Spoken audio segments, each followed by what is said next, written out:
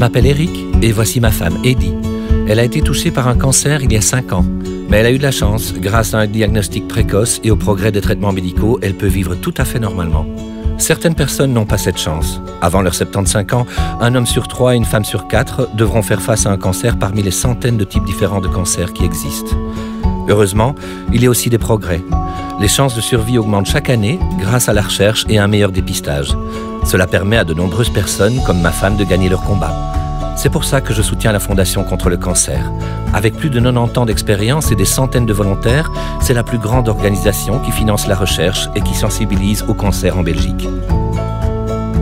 Son but est de faire progresser le plus possible la lutte contre la maladie en récoltant des fonds pour la recherche, en soutenant les patients et en encourageant un style de vie sain. Ces objectifs sont atteints grâce à 150 000 donateurs comme moi. C'est nous qui donnons à la Fondation les moyens d'agir. Chaque euro est soigneusement investi dans cette lutte pour la vie et pour des personnes comme Maria, chez qui un cancer a été diagnostiqué il y a 4 ans. Heureusement, les chances de survie ont augmenté de façon spectaculaire, mais il reste encore beaucoup à faire. Ces 25 dernières années, 120 millions d'euros ont été consacrés au soutien de plus de 800 projets de recherche. Mieux comprendre la maladie permettra de guérir plus de patients comme Maria. La Fondation concentre également ses actions sur l'accompagnement social des patients et de leurs familles avec des initiatives telles que l'organisation d'activités physiques ou des programmes de beauté et de bien-être dans les hôpitaux du pays.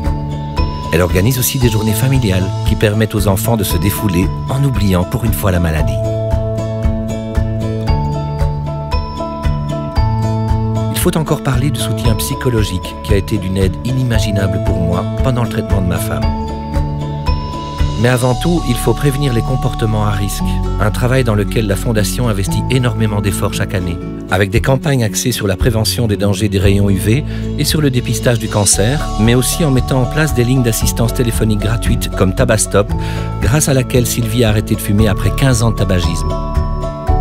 Enfin, la Fondation encourage les gouvernements à progresser en termes de politique de prévention et d'aide sociale aux patients. Elle collabore avec tous les acteurs du secteur pour améliorer les lois et les services. Actuellement, la Fondation se bat pour l'interdiction des bancs solaires, une mesure qui aurait évité à de nombreux Belges des années de traitement. Tout ceci est possible grâce à l'aide de personnes comme vous et moi.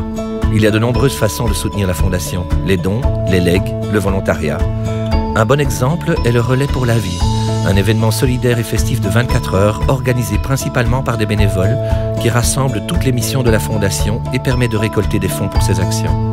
Alors, pourquoi soutenir la Fondation ? Pour toutes les personnes que vous venez de voir dans ce film. N'est-il pas fantastique de savoir qu'elles ont toutes été déclarées en rémission et qu'elles ont toutes été soutenues par la Fondation durant leur épreuve?